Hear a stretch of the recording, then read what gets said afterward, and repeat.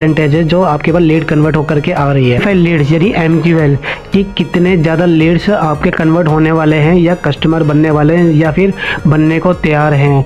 Close rate होता है कि कितनी ज़्यादा डील क्लोज हुई। मैं हूँ गुरुवर वाला हूँ, मैं लेके आऊँ डे 18 का पार्ट 3।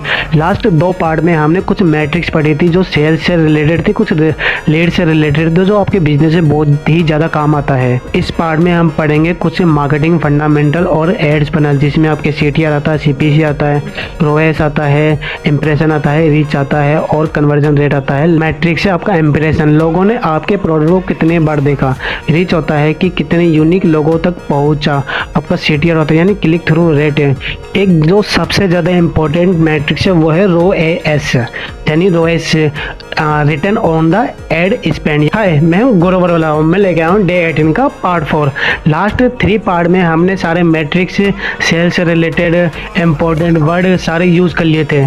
इस पार्ट में पढ़ेंगे ऑपरेशन और इन्वेंट्री मैट्रिक्स। फर्स्ट मैट्रिक्स आ जाता है आपका कॉक्स यानी प्रोडक्ट बनाने में लगने वाली लागत है। इन्वेंट्री टर्नओवर होता है आपकी स्टॉक कितनी बार ज़्यादा घूम करके बिका।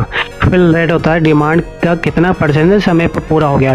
लीड टाइम यानी ऑर्डर से लेकर के डिलीवर करने तक का समय।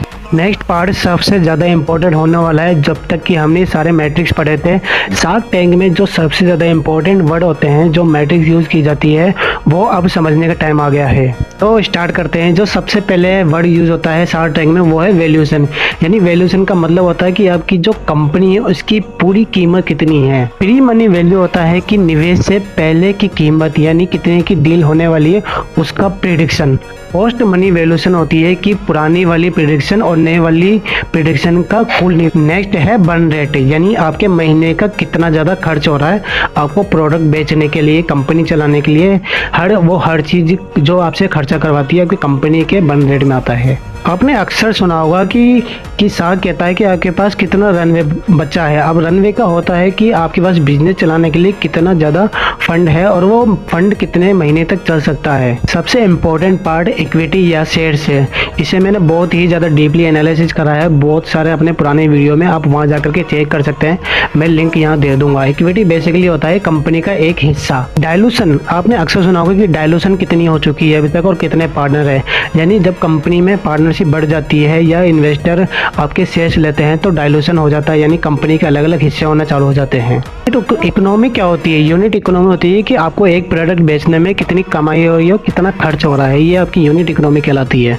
अगर आप इस फील्ड में नए हैं या बिजनेस करना चाहते हैं तो हमें फॉलो करिए, सपोर्ट करिए, सब्सक्राइब करिए। यूट्यूब पे देख रहे हैं तो अगर आपको सारे मैट्रिक्स चाहिए PDF फाइल में तो आप कमेंट करिए, PDF है, मैं आपको डायरेक्टली लिंक शेयर कर दूँ।